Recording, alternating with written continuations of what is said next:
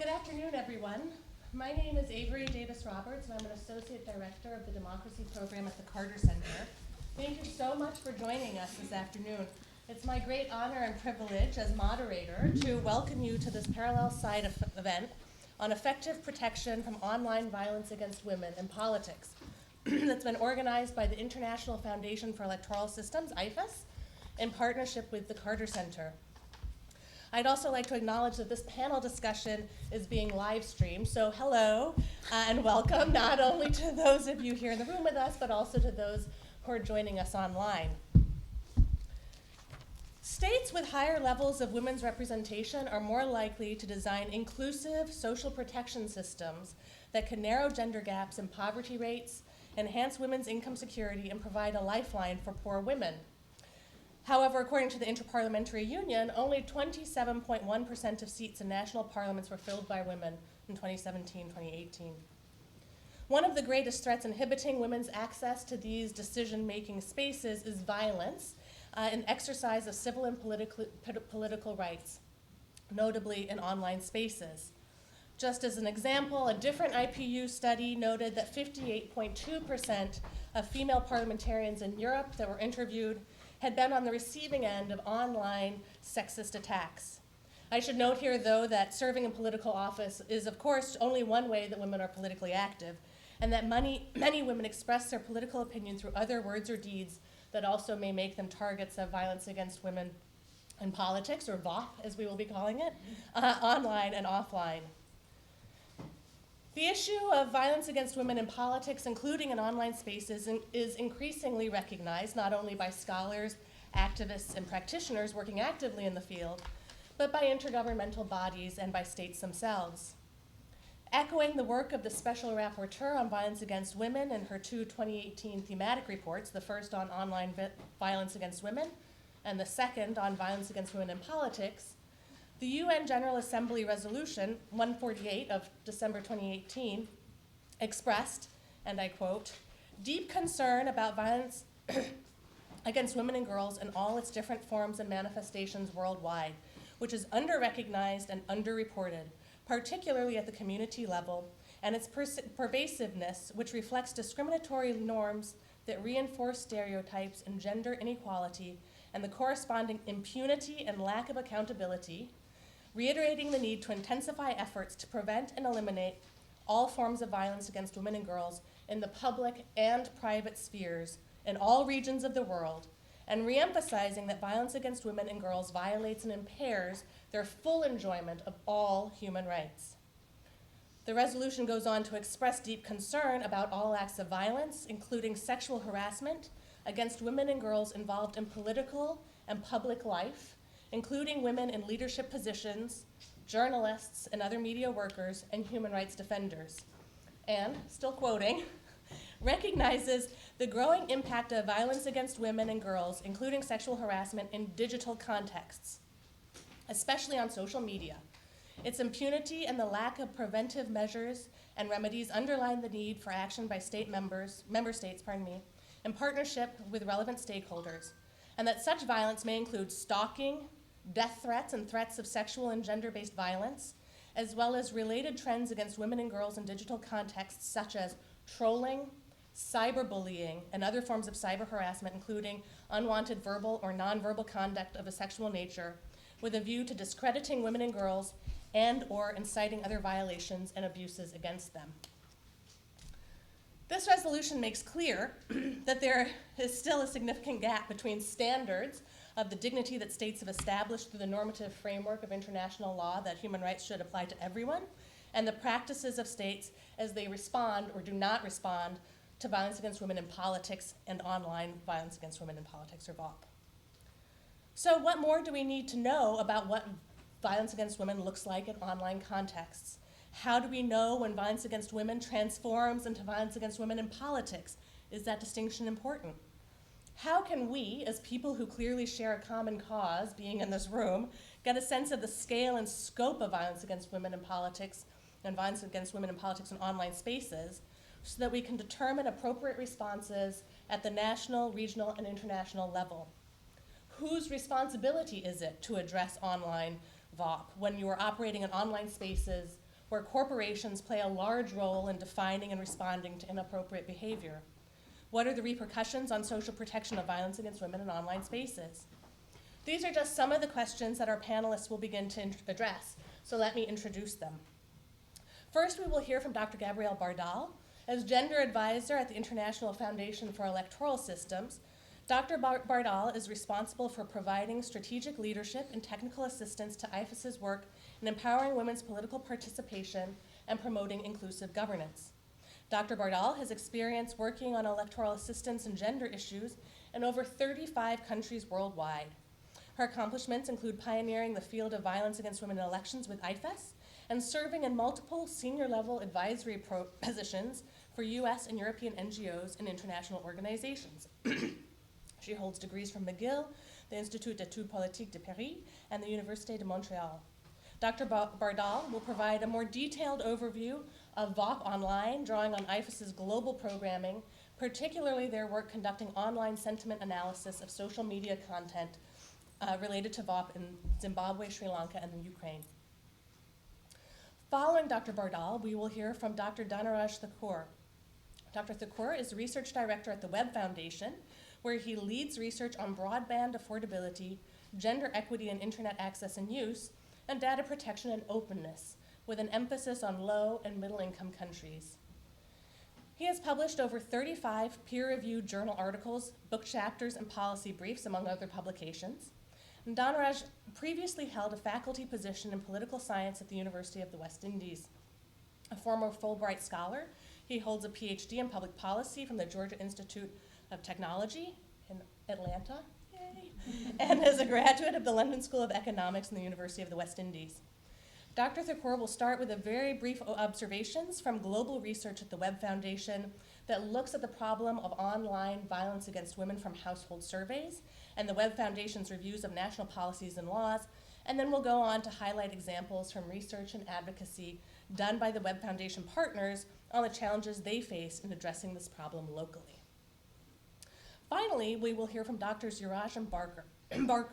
Drs. Barker and Yuraj are leading experts concerning issues related to online violence against women, particularly online misogyny and the legal responses to it domestically and internationally. Dr. Olga Yuraj is a senior lecturer at the Open University Law School in the United Kingdom, and her research focuses on international law, human rights, and legal responses to violence against women, specializing in feminist perspectives on law in these areas. Dr. Kim Barker is based at Stirling Law School at the University of Stirling. Dr. Barker's research focuses on internet and intellectual property law. Her research explores the regulation and control of online multi-user platforms, including online environments, particularly online games and social media sites, and the intersection between user responsibility, platform provider responsibility, and legal regulations.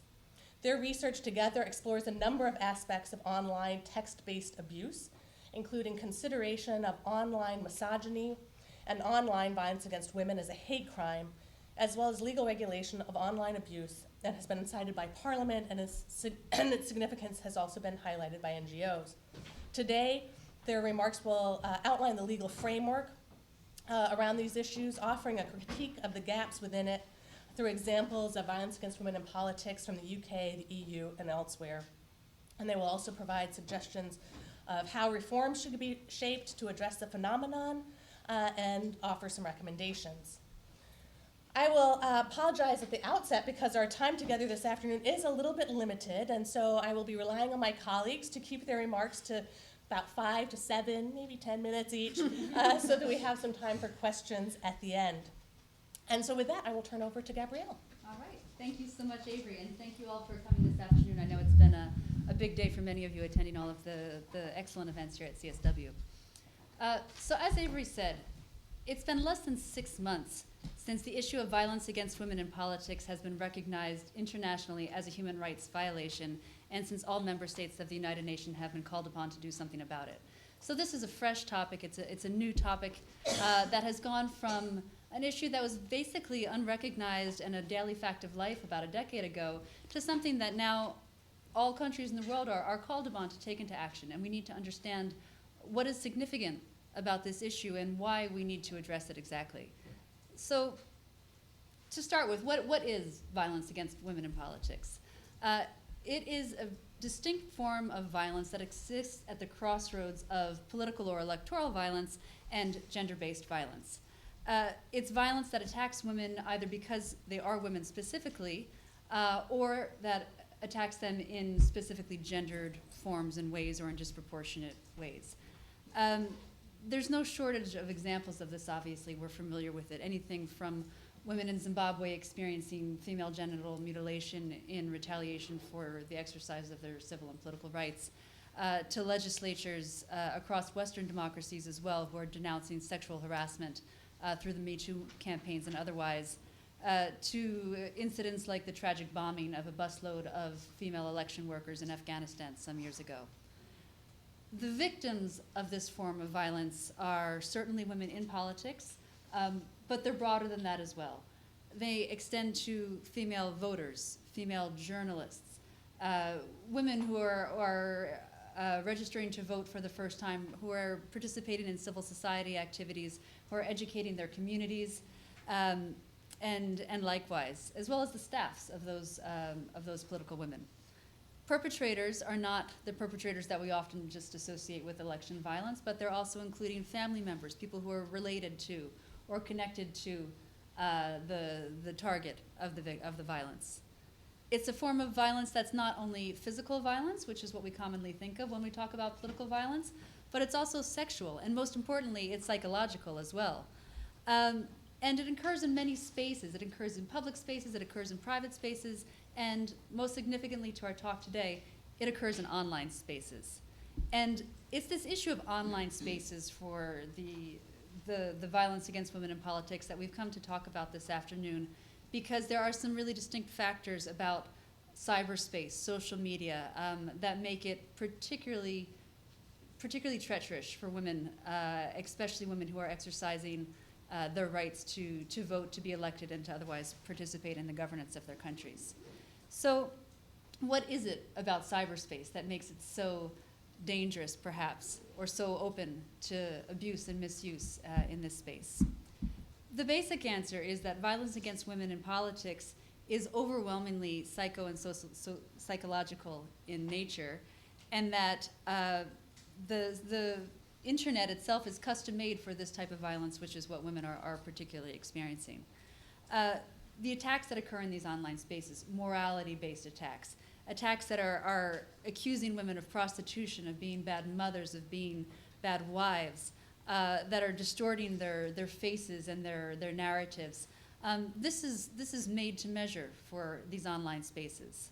So I'll offer to you 5 distinct ways that social media is particularly risky for women who are working in these spaces. So first of all, because of the nature of social media, it is open to ridicule, it is open to shaming, it is open to distorting women's narratives and stories, which is the single most prominent form of violence against women in politics, whether online or offline. Second of all, because increasingly over the past 10 years since this issue has been recognized, the importance of images is also really dominant in this space. We talk to female parliamentarians around the world who say they are constantly seeing themselves being photoshopped, they are seeing inappropriate photos taken, either direct physically photos or photos of them, in inappropriate, or faces or things that are used across the web to shame them and to humiliate them, and to mock them on the basis of their gender for their participation. Third is the uncontrollable speed that these attacks take place at. Politics, elections is a fast-moving space, and the speed at which information is traveling through the internet has a huge impact on how damaging it can be for the women involved.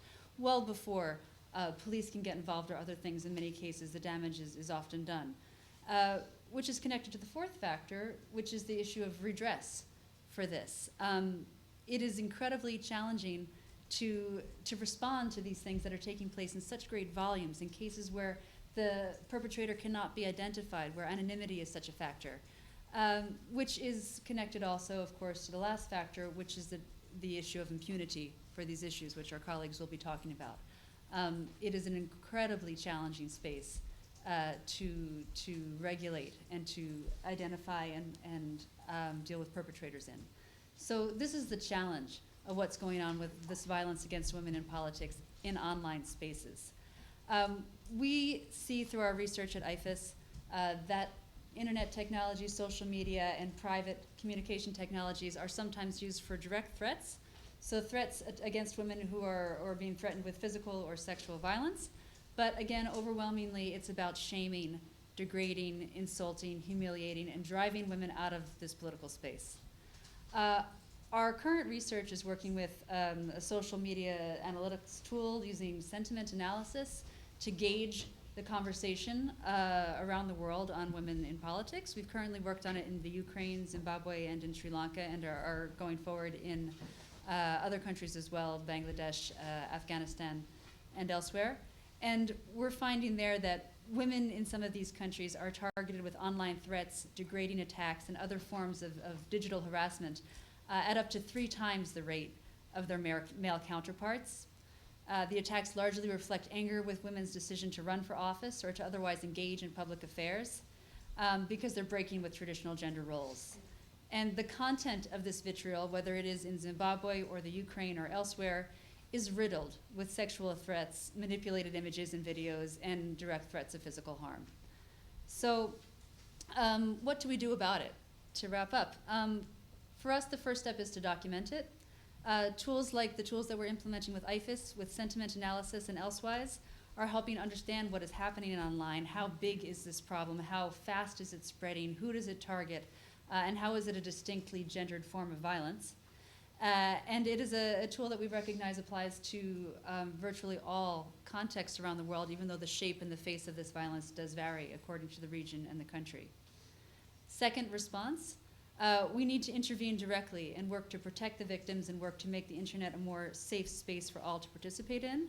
My colleague, Dr. Thakur, will be talking about this. And thirdly, and very importantly, we need to be ending impunity for this issue, as our further colleagues will be discussing.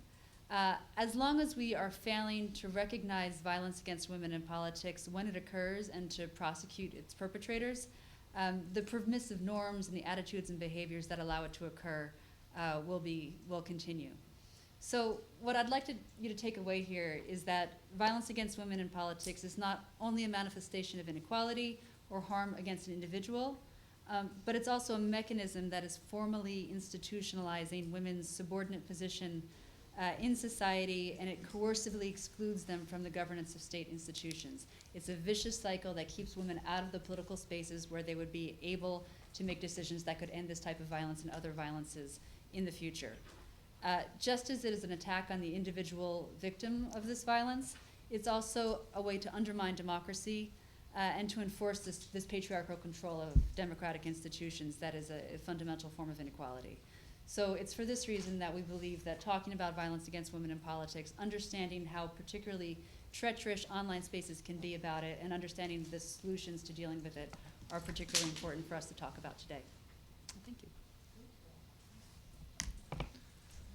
Thank you.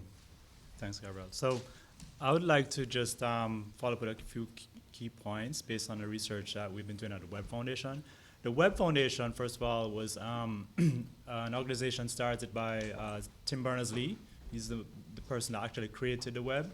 And this week actually marks the 30th anniversary of the creation of the World Wide Web, which I think it's particularly important given the timing of this panel and what has happened over the last 30 years when the web was created as a tool to empower people, to promote greater equality, and the way it has been evolved today to promote many bad behaviors, as it were, including harassment and abuse of women online, and including women politicians.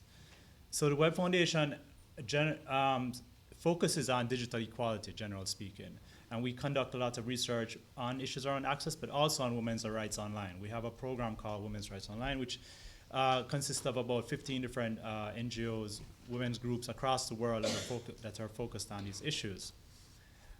One thing I'd like to start with, and perhaps a somewhat different angle, is the issue around access. Today, as we know, you look at in many countries and globally, women are less likely to use the internet than men. Now, if you consider the benefits of using social media or the internet generally, for example, for political parties and political representatives, and consider the fact that women are less likely to use it, then you can see that they are less likely to also benefit or promote their agendas politically as well. In our research that looked at urban populations in low-income communities across 10 countries, we found that women were 50% less likely to use the internet than men. The Economist Intelligence Unit today says that globally, women are 25% less likely to use the internet than men. There are many factors behind this, but what we have found in our research is one of them being the trauma and the threat of harassment online. When you look at the incidence of online harassment, generally speaking, women are more likely to face this, as Gabrielle was mentioning, face this problem online. But it varies across different regions, obviously. So, for example, going back to that international survey research I mentioned, we found that in some cities, for example, in Kampala and Nairobi in East Africa, it could be as many as 45% of respondents in the surveys in Uganda would report experiencing online harassment. And as a result, many of them suggested that level, that threat often prevented them from using the internet effectively. It restricted what they could do online. These are some of the problems that we need to recognize when we're talking about the effectiveness of using the internet and these kinds of tools in political participation. One other point I'd mention, though, even when we think about political participation, there are biases or problems there. In our research, we found that typically, and I think this is something that many people recognize, women face many additional barriers to participate in political life, many more so than men. When it talks about using online tools, internet, social media, to engage in political participation, whether it is in civic life or political life, in political elections and so on, women are less likely to do so because they have to overcome these barriers in the offline world, in the real world, as it were. And there are many kinds of barriers in terms of like physical violence, threats, and so on. After overcoming those, they come to an online space where they have additional barriers relative to men. And these create, in the end result then is the effect that you see men more likely to use these tools to promote themselves in political parties, political organizations, civic life, and so on. The point about, so you see the point then about understanding the relationships between access and the potential for online harassment. The UNHCR actually commented that this gender gap that I mentioned between men and women's access to the internet is actually a consequence and cause of the violations of women's human rights. So I think it's key to remember that connection. I also briefly, I just want to talk about some of the work that our partners have done on this issue through the Women's Rights Online Network. One is, for example, from our partner, Women of Uganda Network, based in Uganda. One of the things they have pointed out is even when we have laws or policies in place to theoretically protect people's presence or activities online, protect them against harassment and things like that, the problem is in the enforcement of these laws, the lack of capacity within judicial systems to actually enforce these laws, but also within law enforcement. One of the key arguments that this group, Women of Uganda Network, has pointed out is that because of that lack of enforcement, because of that lack of capacity, these laws become quite ineffective. And I mentioned earlier how in our survey in Uganda a couple of years ago, as many as 45% of women reported online harassment as being one of the factors that prevent them from effectively using the internet. Another example is from Cameroon, our partner there, Internet Sans Frontières, points out the issue around privacy and data protection. Now, this is something that we should also be concerned about when we talk about the the ability for people to use the internet safely and effectively, we should also be concerned about privacy. Many governments have loopholes in these so-called cyber policies or cybercrime laws that allow governments or their agencies to surveil citizens. Women in particular can be vulnerable to these kinds of loopholes and targets, and that translates into additional barriers for them to participate online, and that also has implications for political participation online. Finally, I want to bring up a point from Jamaica, where even when we have these laws in place, they can often be perverted to be used against women's participation. So there is a cybercrime law in place in Jamaica, which was designed in part to protect people's participation online, so prevent abuse and harassment. However, what had happened in a particular case was that some activists had raised or accused certain men of sexually harassing other women, and the activists had presented this information online. The government used the same law, to argue that this person had defamed these men and should therefore be arrested under the letter of that particular law. The case was actually thrown out in the end, but it shows, and it's an example how although these laws were put in place to protect people online, they were actually used in a perverse way to prevent freedom of speech, and particularly targeted at women. So I'll end there for now, and we can maybe continue in the Q&A afterwards. Thanks, everyone.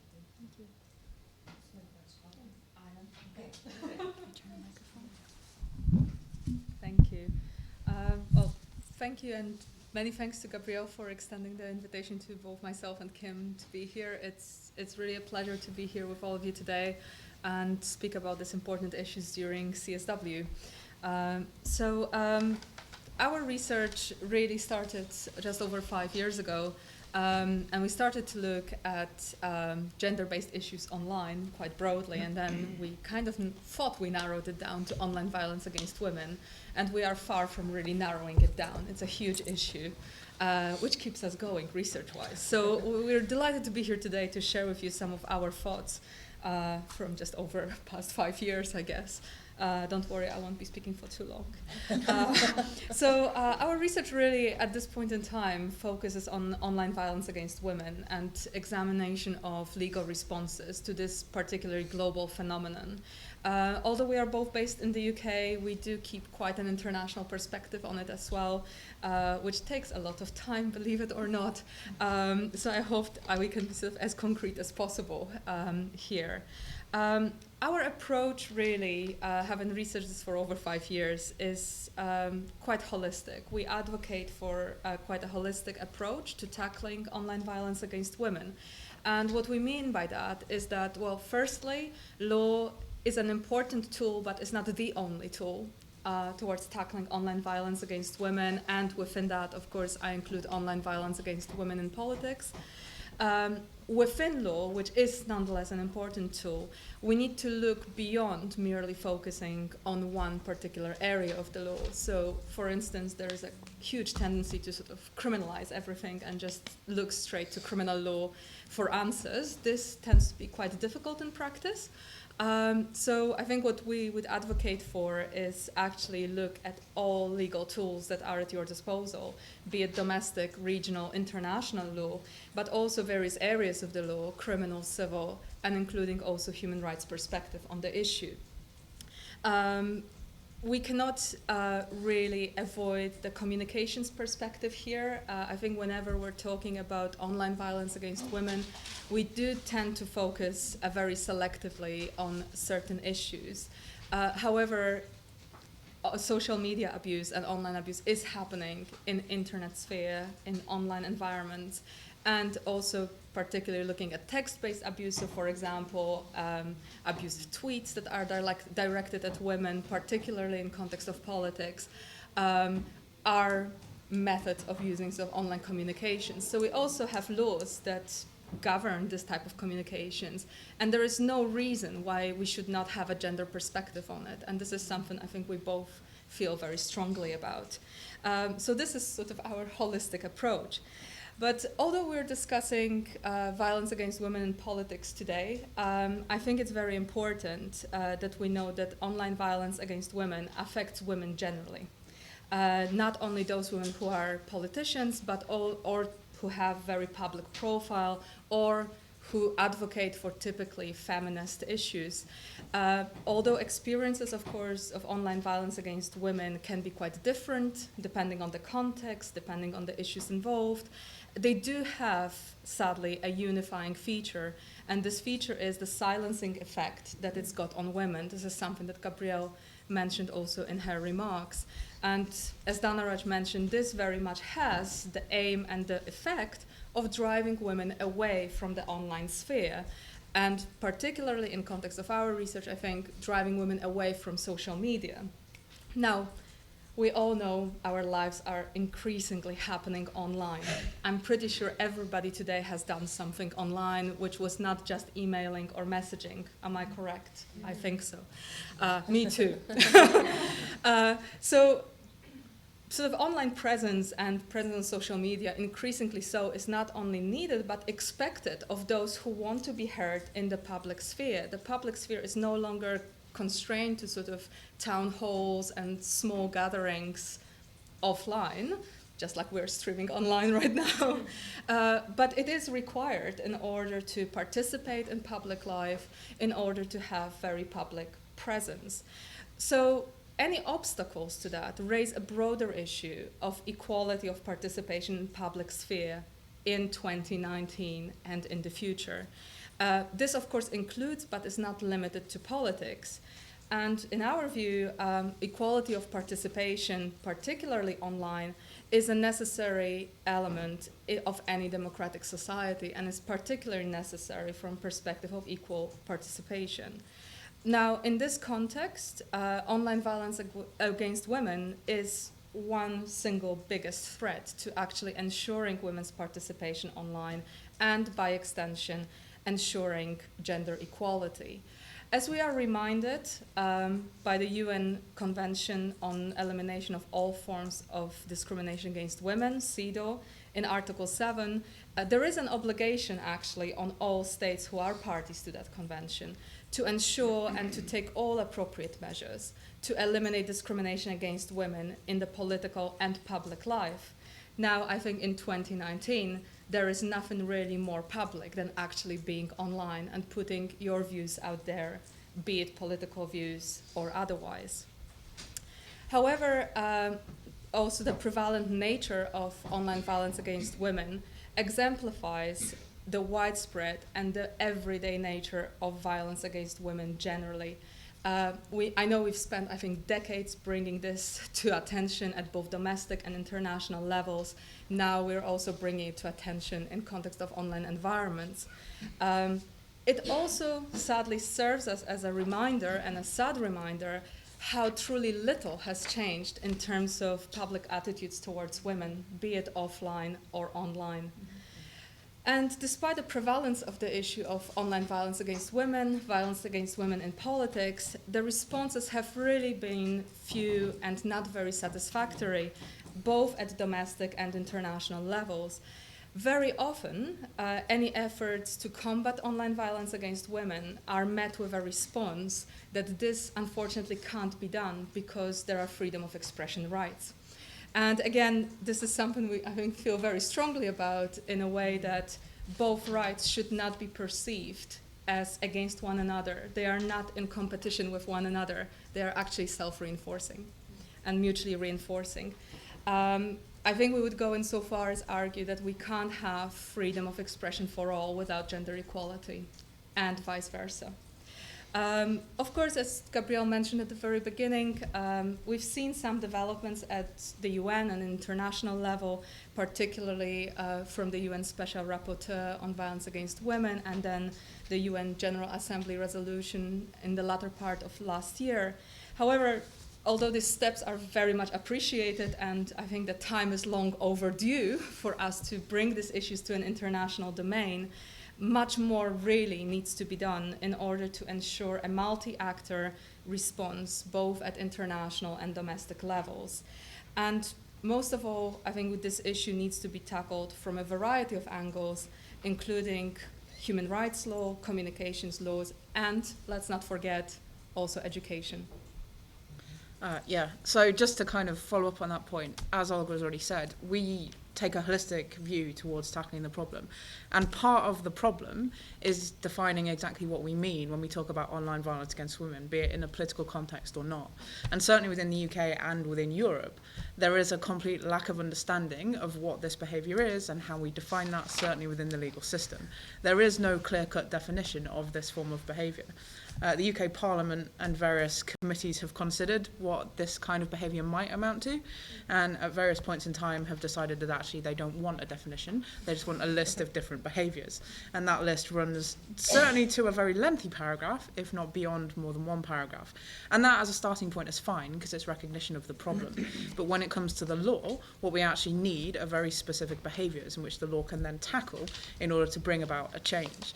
And whilst we don't think law is the starting point, and it shouldn't be the only thing tackling this, actually the law plays a very prominent role in allowing us to talk about certain kinds of behaviour and address those behaviours in a very specific manner, which should then, in theory, lead to a sea change of behaviour and in turn change social norms, which should make the internet a safe place for all to actually express what they want to express, rather than playing it safe so that they don't have to actually deal with the fallout from any opinions which might be slightly contentious. Several high-profile, prominent female politicians in the UK have fallen into that trap in the last 18 months or so.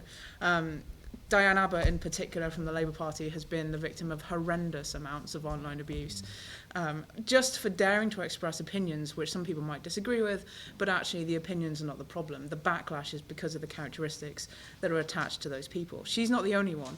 There are other Jewish politicians who've been the victim of huge amounts of anti-Semitic abuse.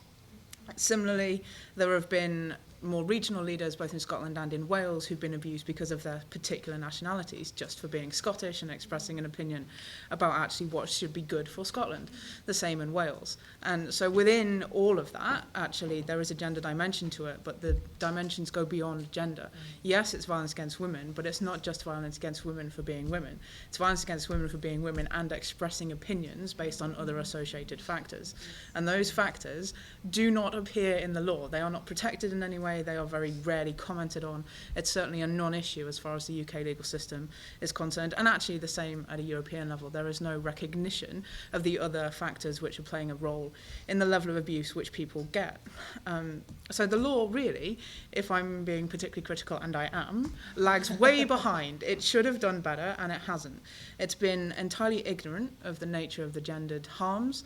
It's also, if I'm being brutally honest, entirely ignorant of the meaning of the harm that we're talking about here in terms of psychological harm, but also economic harm in making yourself kind of less present online and having to move and deal with the fallout, making yourself secure and safe and dealing with the context of the family, if there is one, in terms of the abuse and the threats which are carried out as well. So none of that is factored into the legal provisions which we currently talk about. There's no recognition. There is no significant judicial recognition of these kinds of harms in the context of online violence against women, specifically in a political context, and that too is a failing of the legal system. It should be doing better. This is not a new issue, it's a new dimension, but the underlying issues actually are much more historical, and we've just completely conveniently ignored them, overlooked them, and moved on. And that brings me to where I'm going to get really ranty, the communications provisions, particularly in the UK legal system. There is a complete absence of cybercrime considerations when it comes to violence against women online, particularly violence against women in a political sphere. In England and Wales in particular, we don't talk about this in the context of cybercrime. We don't actually talk about it really in the context of crime. We don't regard it as a criminal issue. To the extent that there is legal regulation, we think about it in terms of the misuse of a communications network. So somebody who is trolling and being abusive on Twitter is just misusing Twitter. But I mean, you can't really have criminal sanctions attached to that, certainly as far as the legal system's concerned. So how do we address it? Well, in short, actually, we tend not to. We tend to ignore it. We tend to overlook it. We tend to say, oh no, it's too difficult to prosecute this, so we just won't bother. We'll move on. It's not really harmful. It just happens online. And that attitude is part of the reinforcement of the fact that actually it's acceptable to carry out this behaviour online. And it really, really gets both of us going across the board. The law can do better, it should do better. The police should also do better. When prominent politicians have highlighted that they've been subjected to this abuse and reported that on Twitter to the police response has been, oh, no, you need to come into the police station and report it in person, or you need to pick up the phone and report it over the phone. We can't deal with a report of this abuse via Twitter. And actually, when this happened with Stella Creasy, the only time the threats, which were rape and death threats, were taken seriously is when a hand cut out letter, like a traditional threatening letter, was sent to her physically. That then became an issue which the police were interested in. Until that point, all of the Twitter abuse, completely irrelevant, wasn't something that the police were going to act on. And that just highlights the lunacy of the system that we have, whereby there is an establishment of actually, no, we're not going to take this seriously. But then when you go back to old school paper, which, you know, is not necessarily the biggest form of threat now, no, that's entirely fine. We can deal with that because we know what we're dealing with in that context. And of course, there are bigger questions, right? There are questions about whether or not the platforms should have responsibility in this context. And the UK has thought about this to some extent, but not a particularly great deal. There have been suggestions that we have an online safety charter which platforms should sign up to.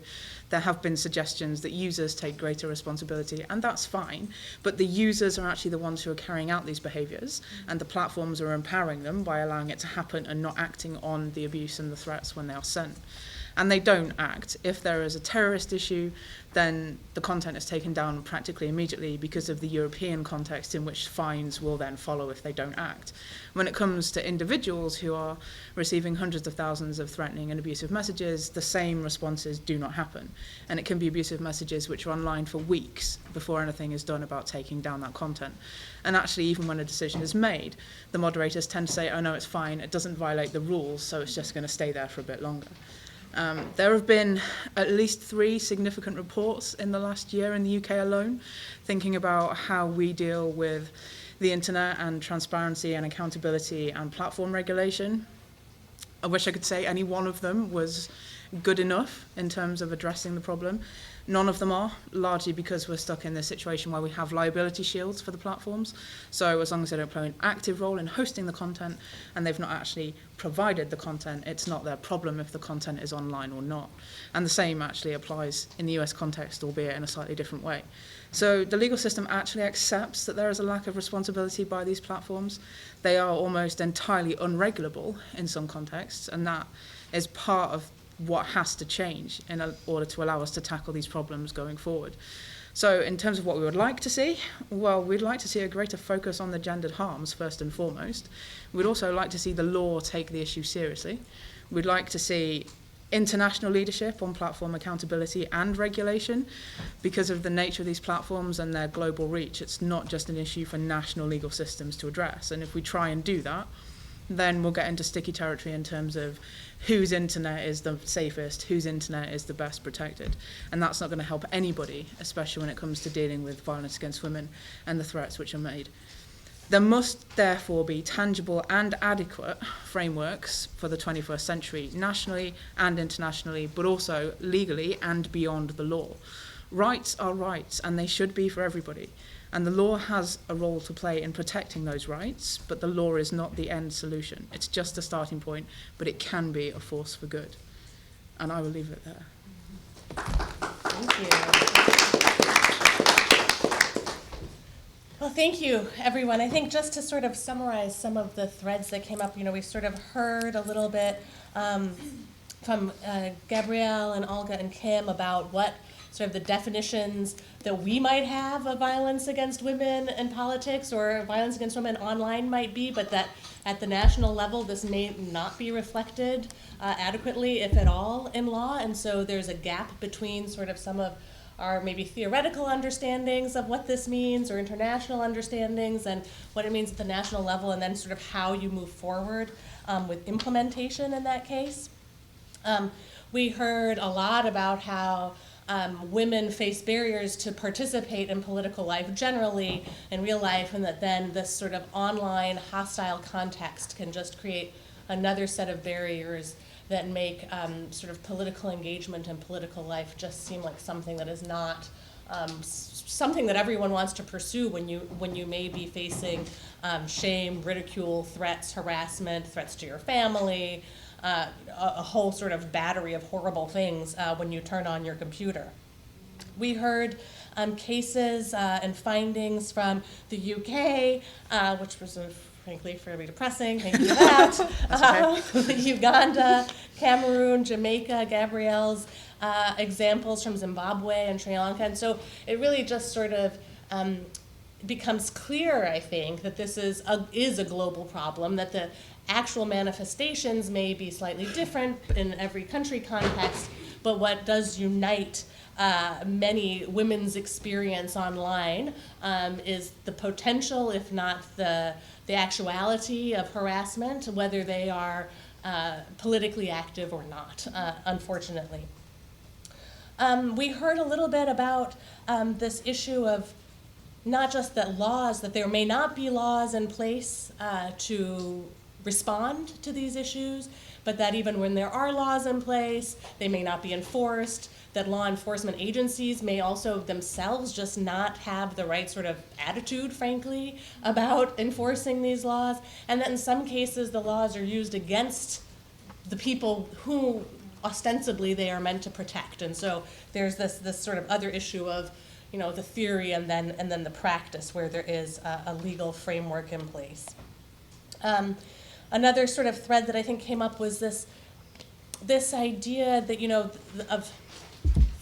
another way to put it, of sort of balancing rights, that in some cases rights like freedom of expression or right to privacy can actually be used to argue against protecting women. And so how do you find this balance where freedom of expression really is for everyone, and that means creating a safe space if we want to protect the online public square as sort of the cornerstone of democracy in the 21st century and beyond.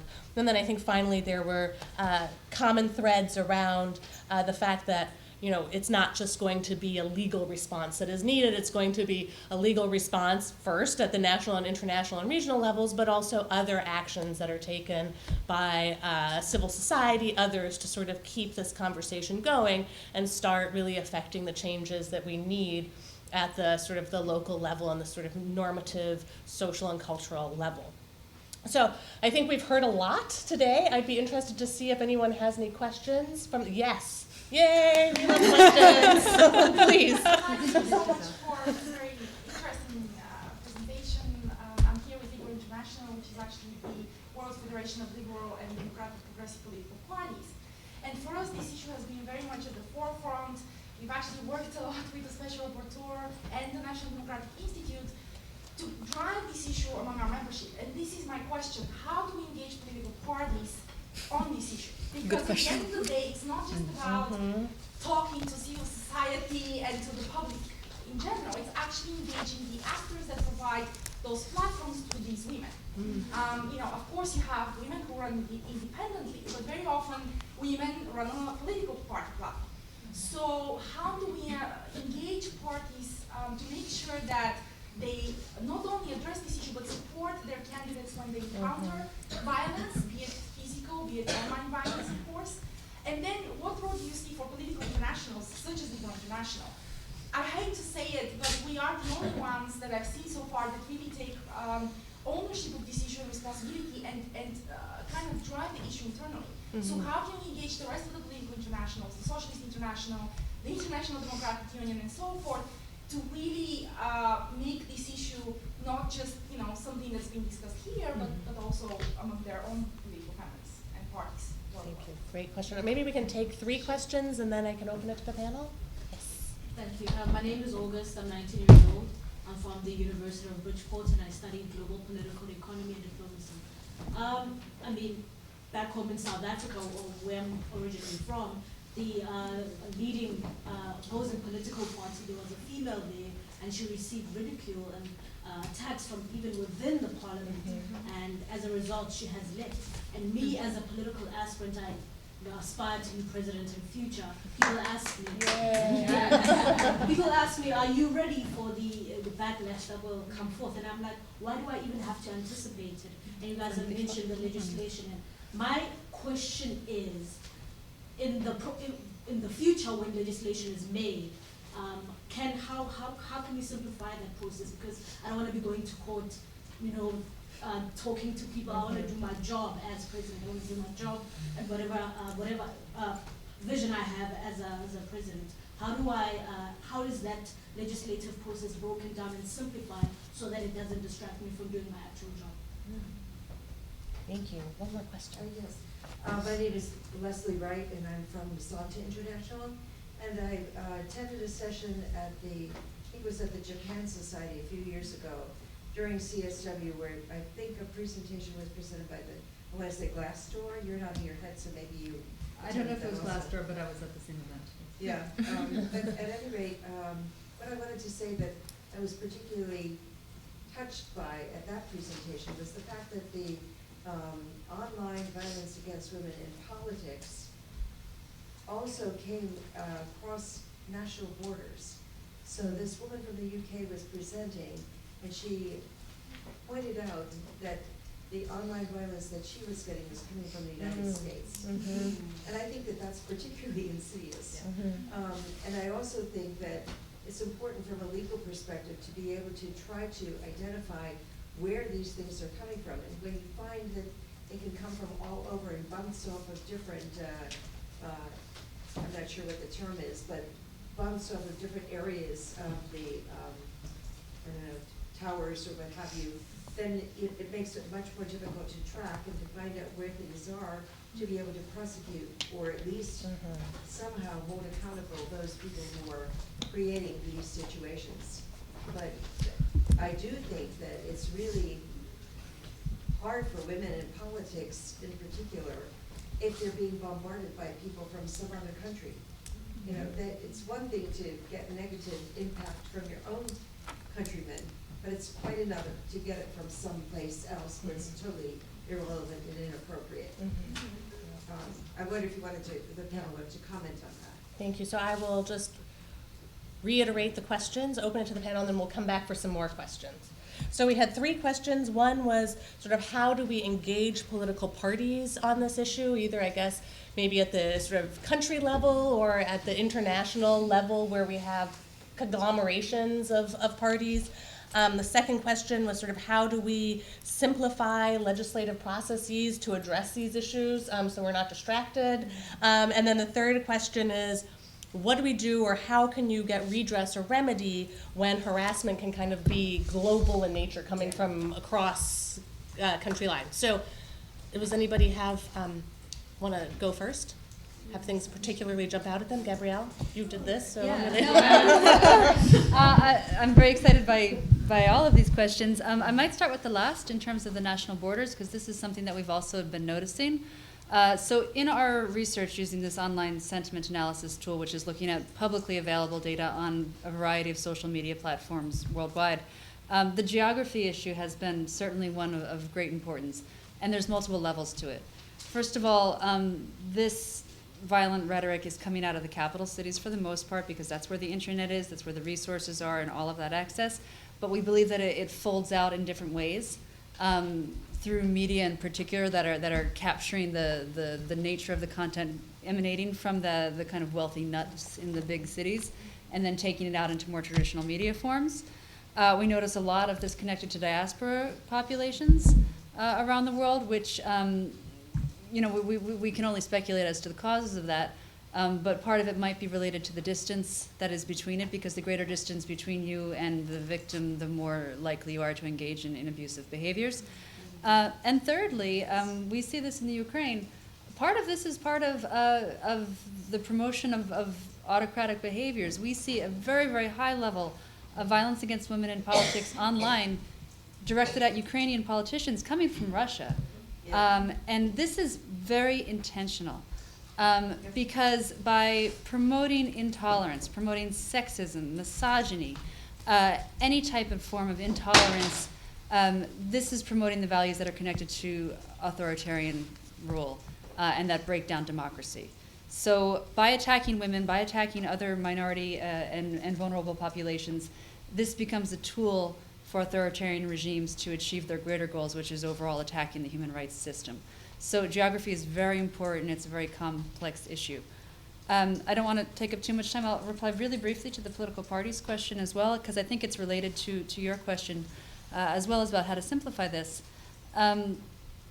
You know, we're not going to be able to capture the full scale of this through measurement things. It is so big. The dimensions of it are so complex because it's not just about incident reporting and, you know, going after prosecuting every individual case of it. But we recognize that cases are very symbolic. Women go viral more often than men in our research. We believe this is due to the fact that when women violate some type of traditional standard of morality, it tends to be more shocking than when men do the same thing online. And shock value is what makes things go viral. So women are vulnerable to going viral, but then when you prosecute those cases, they have a greater symbolic importance as well. So what we've done in Zimbabwe, for example, is working with a combination of actors, with police who stated their commitment to prosecuting these crimes, with associations of women lawyers, Zimbabwean women lawyers, to train them on what is this issue, what is violence against women in politics, what is online violence, what does it look like, how does all of the different aspects of the legal structure respond to it, and what can they do. And by selecting a few cases that did go viral and where the victims the survivors were wanting to take it to the courts, which is another big issue that we haven't talked about, the demand side for this. We were able to see a few cases go through the legal system and become prosecuted, which we hope will provoke further change and attitudinal change and simplify the system. Anyway, I'll stop talking now. Other thoughts, responses to questions? Yeah. So, in terms of how we simplify legislation when it's made, talk to the experts. I mean, politicians, no disrespect to any of them, tend to confuse the situation with their own particular stance on it. And so actually when we talk about legislation which is effective and enforceable, what we need are very clear terms and very clear thresholds for evidence and what the standards are that have to be met. The friendly fire issue is one, I think, more of social norms than law. I don't think we'd want to see law imposing social norms on people. That said, somebody's got to stand up and be counted and put themselves out there as leading the change. And that takes bravery in this particular context because there is going to be a backlash. I wish I could tell you there wouldn't be a backlash, but there will be. But hopefully if enough people talk about it at a global level and it becomes sufficiently serious enough issue that most people understand the pernicious harm attached to it, then actually there will be a change. And that in turn should lead to simplified legislative processes. The International Human Rights Committee and organisations could lead on that if they wanted to and set benchmarks. But that's perhaps a pipe dream at the moment. In terms of the cross-border point, yep, it's a huge issue, and legally it's also a huge issue, which is why actually the platform should play a particular role and have accountability and responsibility for dealing with some of it. Quite often the police will say it's a resourcing issue. They won't be able to find the evidence and track it down, and actually that's why the platform should stand up and be counted and take a stance on this and deal with it when it's reported to them. They actually have probably the easiest job in terms of taking down the content and dealing with the perpetrators, but quite often they're just not interested in responding to it because of the volume that there is to deal with. But also I think it draws up on the point that I think you made earlier about the need to recognize, firstly, that this behavior is harmful and that gendered abuse online is harmful, be it in context of politics, of course, then other factors are at play, but more generally. And I think I was very struck by your question when I think in the latter part you said, what can be done so I'm not distracted from doing my job? Now, I'm afraid that law with all its procedures I don't think we will have kind of accountability like that. I think there needs to be due process and measures as well. By the way, I'm not using due process as a sort of, blanket towards sort of lack of accountability, quite to the opposite. So I'm afraid as far as the legal solutions are concerned, it is bureaucratic, but this is not to say that we should not have good laws in place. Because if we, and I don't say it lightly, we cannot put everything just to education and to soft law measures. If that was the case, we would also quite happily give up sort of laws on, I don't know, murder. I mean, everybody knows that we should not murder people, but nonetheless we think it's, you know, a thing to legislate for. But perhaps to take a bit sort of lighter approach in context of online environment, we legislate quite happily in context of other activities that we undertake online. I mean, online banking is the example that we quote through and through, or other forms of particularly economic activity online. We don't hear sort of much opposition to this kind of regulation, but because we recognize that there is a harm included when things go wrong. So I think the underlying argument here is that we actually need to see greater recognition of gendered online harms. But coming back to your point about, you know, I'm glad to hear that you'll be running for president. If I had voting rights, then in these countries I would vote for you. But I think it's also quite important when we're talking about violence against women in politics to not only talk about the situation now, but to look possibly at women who perhaps are teenagers today, who maybe one day would like to enter politics. And here it comes to a broader issue that we can't talk only about online violence against women in politics. We need to talk about online violence against women. Because, and I'm very glad that, you know, I think you're quite resilient from what I gather, but I think it is unfair to sort of expect all girls that are subjected, or young women who are subjected to abuse online, to have the same resilience and to kind of bear it. I think we need to stand up for it and sort of call it out for what it is. It is a gendered form of abuse. It does happen online, and it can be remedied. And we need to have laws as well as other measures that can address these situations. Also, I think for the future. Anash, did you want to respond? Yeah, just to maybe pick up on what you just said, and going back to the question around raising awareness more on this issue on political parties. I think looking back at our own experiences through the Web Foundation and our research, one of the things that we realize is that many politicians, policymakers do not even recognize that this is a problem in the first place. This is what you're hinting at. So the problem from a policy solution point of view, if the policymakers themselves do not even think that this is an issue, then we have a problem there. So that as a starting point, it is important to get them to realize that there's a problem. The underlying problem there is that most of these people are men. And men are in most of these cases, are perpetrators of these issues, and in part do not recognize, therefore, that this is a big issue. So in trying to tackle the problem, that problem comes from men is part of the underlying issue that we have to get at here. How to tackle that often comes down to an individual kind of understanding, a kind of self-reflection process that men have to go through to realize that, you know, we are part of the problem and that this problem is immense and huge and creating essentially blocking like half of the population to effectively live the way they want and participate in the politics that the way they want to. I'll give an example that when we look at policies generally that within the ICTs, within the technology space, they often exclude any consideration of factors around women and gender. So whether that deals with online violence or access or any other or dimensions of these kinds of policies as well, which means that they are not addressing any of these problems. In trying to engage policymakers more, we have tried to talk directly with them to try and raise awareness about these issues, but this often comes down to kind of individual conversation. It's very complex. There's no simple solution here. It's not as if you can just get a bunch of people into a room and run a workshop and suddenly they're enlightened about what these problems are. That would be great. That would be great, right. So that's what I'm saying. That from my own experience, I've seen where, for example, I've done research around looking at why certain countries, in certain countries, why the policies are not gender responsive enough, which is the term we use. And in engaging some of these male policymakers in that kind of interview process, they come to realize that, hey, there are problems here. But that is a very slow, cumbersome process if you think of it as a going, from policymaker to policymaker. But I think it has to start around that and to recognize that the problem is with many men. Thank you. next round of questions for somebody back. Thank you. I'm called Eunice, I come from Uganda, I came in with the gentleman talking about Uganda. Online harassment, especially against female political leaders in Uganda, is real, but I don't know what I mean in Uganda. There is this excitement on social media in Uganda.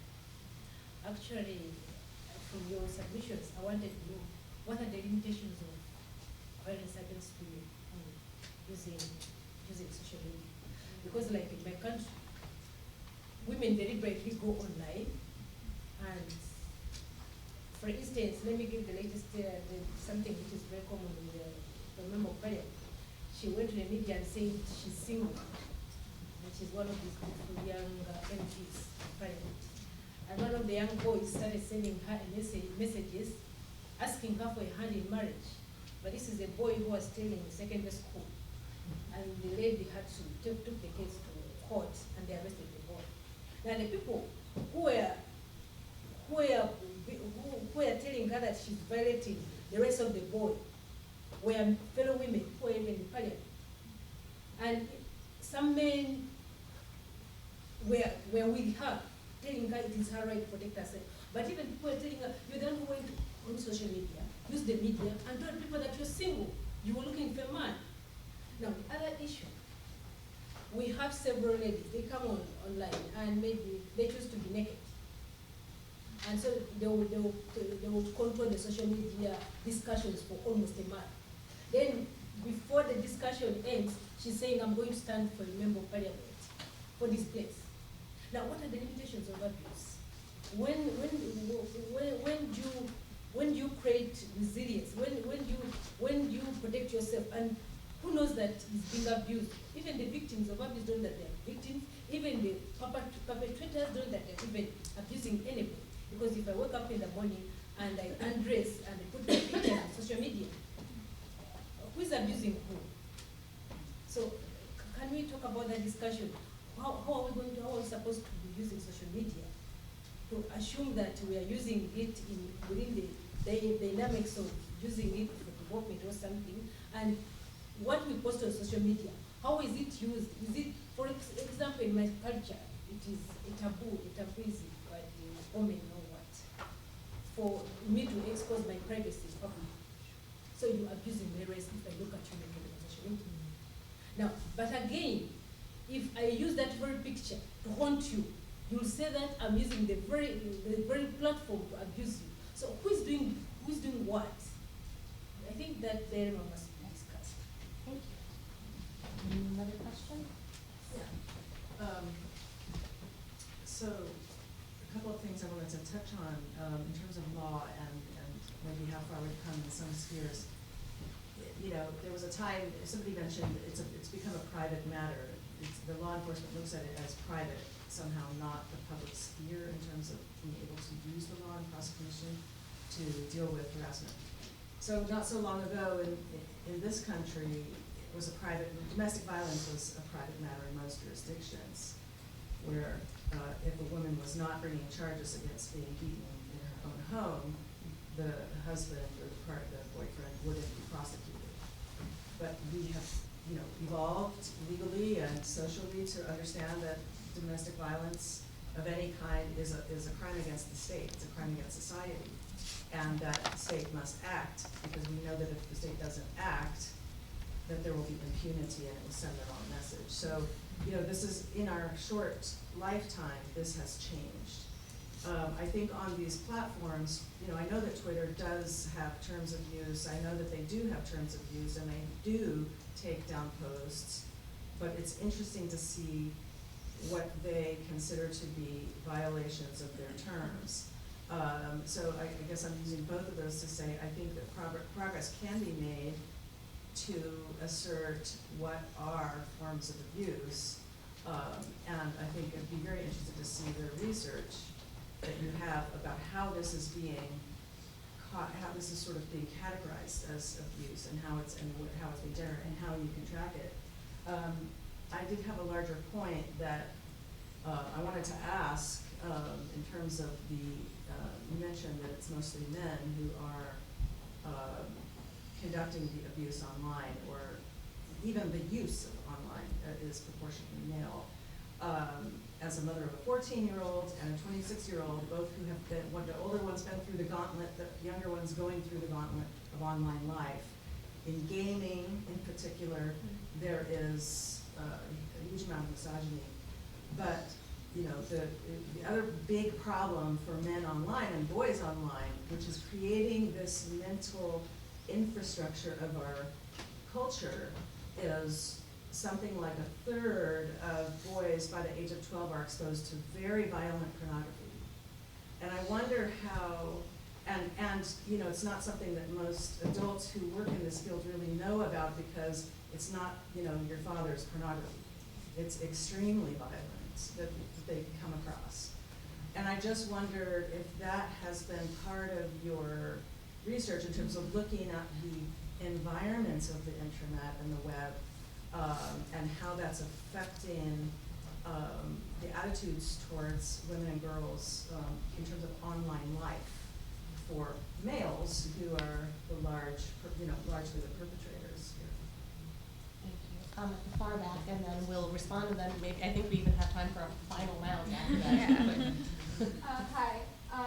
Thank you so much for hosting this. I had a quick question about millennial politicians, because I was curious about Alexandria Ocasio-Cortez, who, you know, she's been attacked on social media relentlessly, and I know that there was a video of her dancing, which is something that, you know, isn't so out of the ordinary, right? But you have these people that disagree with her politics, that are creating these unreasonable expectations for women in politics based on this idea, you know, because they disagree with them, they're looking for something to disagree with. So I wanted to know, how do you, what does your research say about people that grew up in the internet age, where, you know, things from their high school are now, you know, on online records? And how do you encourage, and how does your research go into the advocacy mode in encouraging young women, especially young women at the internet age, to get involved with this when there are these unreasonable expectations on them? Thank you. So 3 questions again. The first one was sort of, I think, around the individual responsibility of people who are posting online, and sort of where their responsibility and their rights, sort of where that line is. Then the second question was about whether or not research or work has really looked at the sort of broader environment of the internet, and how maybe sort of other less savory aspects of the internet impacts attitudes towards women and girls who are active online. And then the third question was about sort of the right to be forgotten online, and how can you ever get rid of anything you've ever put up online, and how do we encourage young women to participate in public life when this environment exists for them. So. Go in a different order this time? Yeah. Sorry. Are you ready? Do you have Yeah, I don't have answer to a particular question, so I've got a couple of reflections, I think, on some themes that are coming up from that. So firstly, on private and public divide and how certain issues are portrayed, I think you're right in terms of, I think that goes for more broadly addressing violence against women. I think we're getting there in terms of the acknowledgement that violence against women is a public issue. It's not just a private issue. But I take your point that historically it did take a lot of effort, a lot of advocacy, a lot of legal reform to get where we are. And still we are not quite there yet in many other jurisdictions. But I think that also speaks to the point of kind of blaming women for sort of how they participate online, or maybe they put too much content online or the wrong type of content. And it always sort of brings back the kind of, I guess, 80s, 70s, 80s debates of like, well, she got raped because she wore too short skirt. Well, why do you go out at night? Why do you walk on the street at night? So it's, again, shedding the responsibility towards a victim rather than perpetrator. So we tend to have this, I think I speak as a society, not everybody, of course, but there is a sort of existing tendency to kind of focus on the person to whom the harm was caused rather than the harm itself and the perpetrator of the harm. Of course, we need to read things in context. It can't be sort of isolated from it. But I think something has gone somewhere very wrong, that it took us many years to acknowledge sort of the public nature of certain acts and kind of move away from sort of blaming women for essentially being abused. And now that we're considering these issues online, we're back in time to so many of these debates. I think something has quite gone wrong here. And that brings me, I think, to the point about sort of social media and internet and how we participate. And I think that was the first question. And I think it strikes me that actually I think we need to take a step back and sort of ask, well, there are the same, who is causing these harms and where? It's the same people, but the environment is different.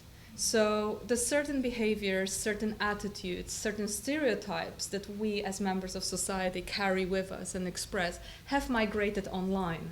So it's not the case that the internet has come along and out of a sudden it's this evil that has, took over us and we are turning into bad people and doing all these horrific things online.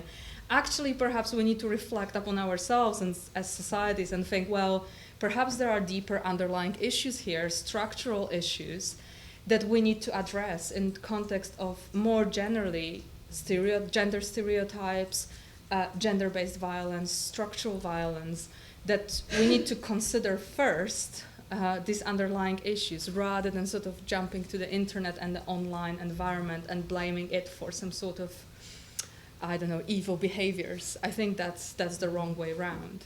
So I guess what I'm saying is that we are transferring certain pre-existing behaviors, certain prejudices from our offline world into online. So perhaps what we're talking about is not that different, it's just the environment in which it's taking place has kind of shifted to a more global, more accessible, more public in a way. So I'll leave it here. I'll let others speak. So I think to take it back to games, because that was my, first love in a legal regulatory context. Yeah, you're right. There is a huge amount of very violent behaviour online, which young boys in particular are exposed to very early on. We've not looked at that specifically in our research. Our research is on a different focus, but I know there are people in the UK that are looking at the connections between very violent pornography and very violent games and attitudes towards women more broadly. And from what I know of their research, in a nutshell, what they say is that it becomes addictive for those boys and men playing those games, and the more addicted they get to it, the more that attitude transfers offline. And actually, when they start taking a step back from it, they suddenly realise that they have almost developed a completely different personality, because you transform when you're in those environments in order to fit into those environments. And kind of where we started was talking about women in games. Yes. And how that problem was manifesting itself in misogyny and the problems that causes. And actually what we've seen, given that games are now more mainstream and social media is more mainstream, it's a transference of game behaviours into the online social media context. So I'm not blaming games specifically. Or social media. Or social media. Or the internet. But I think the structural point is kind of the key to this, and the norms and the behaviours that we have online are very much things that are more throwaway because they're online. We don't have to necessarily think about it in the same way that we think about it in an offline context. I assume most of us would be less offensive in the street than we might be online because it's easier, there's a knee-jerk reaction. And so some of the debate that we need to have goes beyond actually legal regulation and whose fault it is and which platform is at fault. And some of it is just norms and the behaviours and the norms and actually exposure to other behaviours which might make you stop and think. And that again goes back to structure and hierarchy and some of the historical problems which actually we haven't addressed, we've just allowed to expand to different forms of engagement. Thank you. Are there last thoughts on this? We have one more question, then I think we have to wrap up. Yeah, time has flown. It's good time. Just a very quick one. I think the questions that were raised are good for good indicative questions of further research that's needed here. But on the point about exposure, particularly of young boys, to different kinds of content online, I think generally and this goes back to a particular study we did in Jamaica, the exposure to these kinds of things desensitizes people to what they can share or what they should be sharing online. And so part of the problem here is that people often just share pictures, videos, explicit content of women without their consent. And that has implications in terms of what happens to them, right? In terms of harm to them. People become very used to sharing these kinds of things because they think it's like normal. And in fact, this was one of the findings from that particular study. I would suspect that this is linked to this idea that, you know, the more extreme content you see, other kinds of content, maybe just a simple photograph or whatever, is considered not a big deal. And that could be related to that. So just a comment. And yeah, just a very brief response. These are great questions. Your suggestions on further research paths are definitely taken to heart. Not a specific response, but just the collective questions inspired a comment. You know, the survivors and the victims of this are not just the individuals involved, and it's not just the broader society, democracy. It's also the families and the people that surround these people. I mean, we talk to the staff members of political representatives who are the frontline people dealing with this. They're feeling traumatized by the content. We're dealing with the researchers that we work with on our sentiment analysis, I was saying earlier. And in many cases, we're facing real difficulty because they simply don't want to engage with this really filthy, disturbing, destructive content, men or women. In other cases where we're trying to analyze the content of visual things, we had a comment just last week. The group we want to work with wants to do it, but they work in an open office environment, and they simply can't have this graphic imagery on the screens in the work environment because it traumatizes their colleagues. And in particular, one case of the president of the Electoral Commission of Bosnia-Herzegovina, who's also a board member of IFES, she was attacked online through deep fake pornography on YouTube, vicious and filthy, based on her role as a prominent figure. And in that case, you know, the immediate reaction is to delete the content, obviously. She is not a millennial, and so she turned to her millennial son for help removing that content, which then, of course, exposes the son to that type of content about his mother. And the rest of the family raises concern, well-meaning concern with husbands and others as well, about this political participation. So it has a ripple effect across that space. And you asked, you know, what is different with the millennial politicians and activists in this space? And I would say the response is particularly in the response to that violence. I think the millennial generation is able to respond to this type of a thing more effectively, to use the internet as a rallying tool to change behaviors, to react in real time, and to drive corrective responses to it. So that's where I see a rate. So I want to come back to our final question, and then any very quick last thoughts, because we only have like 5 minutes left, I'm afraid. My name is Sheila Katzman, the chair for New York City, the CDON president of the International Association for Women in Radio and Television. I really am moved by what I heard, even though we came in a little bit late. It's clear to me that all that's been revealed, and kind of nothing new to me personally, seem to go back to the boardrooms of major media, social media platform. We look at Twitter, we look at Facebook, etc. And as a journalist, we do have a lot of our journalists that have come under fire across the globe. All right, we have one journalist whose husband was hacked to death in Bangladesh, and she lost her fingers for the Panama Papers. She lived a sanctuary in some unknown place in the United States. I'm listening to all of you, and I'm saying, this is a socio-mental problem. Have you ever really thought of that? It seemed to be a socio-mental problem, and what the lady brought up about your son, you know, possibly could be exposed to real violent pornography, which creates change personality and create a kind of a loneliness. Because I'm just wondering if any normal human being, you know, could be doing the things that, and thanks for bringing up my cousin Diane, right? Because Diane is going through a lot in the UK, right? From she ran for head of the Labour Party when I was there, and even at the very interviews, it was just so horrible what's going on with women in politics, to journalists, to women in general around the world. And I think for you brought up Article 7 of CEDAW. I think the bit of gender inequality plays a great role and impacts us all negatively. And how do we engage, how do you engage us as the media? We need protection too, in a sense, but how do you work with the media when you're doing these kinds of research? I'm from Jamaica.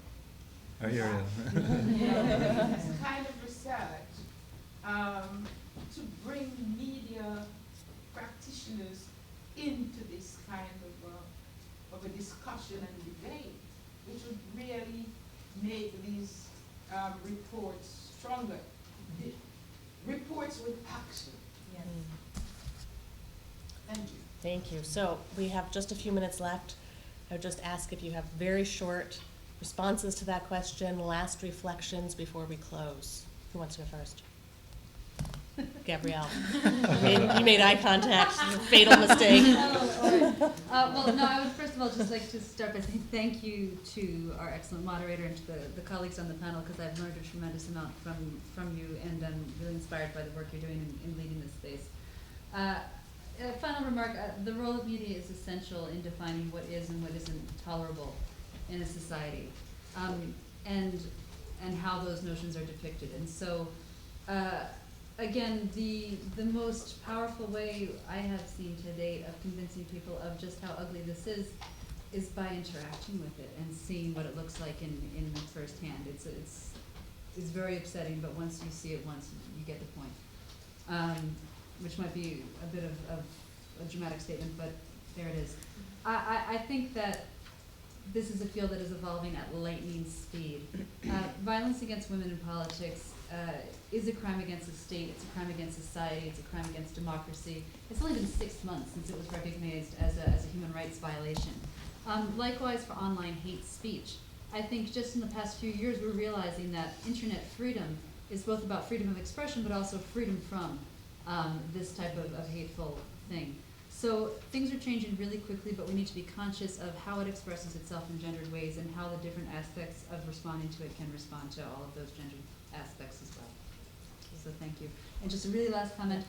We couldn't have a sign-in sheet here, but if anyone would like to receive further information from all of us about this, please see my colleague Liz at the exit here. We'd be happy to take your cards or your emails to share information with. Thank you. Last thoughts, Dhanraj? Yeah, I also want to say thanks to Avery and Gabrielle and everyone and the audience for the questions that we had. It was a very good discussion. I think there's still a lot more work to be done, especially going back to the point I made earlier about on the policy side of it. Policymakers, governments are just not really aware of this problem and are therefore not doing enough. And so we need to raise awareness at that particular level, and that's a job that everyone can be involved with, whether it's the media, journalists, civil society groups, and everyone else, to push for more change at that level as well. Yeah. Final reflections. Final reflections. Let's blame Mark Zuckerberg and Jack. Right? They are partially responsible. We all have responsibility to not be idiots and to not be abusive online, right? And we can all be idiotic and we can all be abusive, but actually stop and think before we tweet it. And I think if we are all role models, that in turn will expand to our networks, and that in turn will lead to a shift in social norms, and at the same time will push all of the relevant players at a governmental level and beyond. But actually the responsibility is not just with them, it's with the users as well. And that's a bit we can't ignore when we talk about these issues. Yeah, I think we mentioned CEDAW. I mean, we are in close proximity to the UN. We are in New York. So it would be rude not to kind of say, and I mean it as a serious comment, we need to utilize all tools we've got in place at this point in time. I mean, you know, CEDAW's been around since 1979. That's before we were talking about Twitter and this kind of abuse. Yet we are still coming back to same issues, but now online. But we can still utilize these tools, monitoring mechanisms, reporting mechanisms at international level to at least start the conversation of how global the problem of online violence against women is and how global online violence against women in politics everywhere is. So I would say start from here. Maybe convince the US to be a to ratify CEDAW. It's Yeah. yeah. Exactly.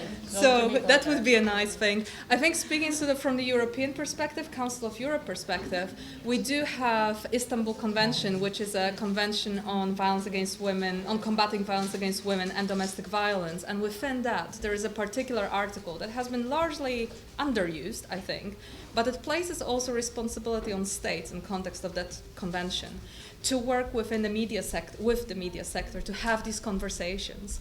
I think it hasn't been utilized enough in context of online violence against women. I think it should be. This is something we're also working on. And on your final point, how do we make it happen? I don't know, let's talk.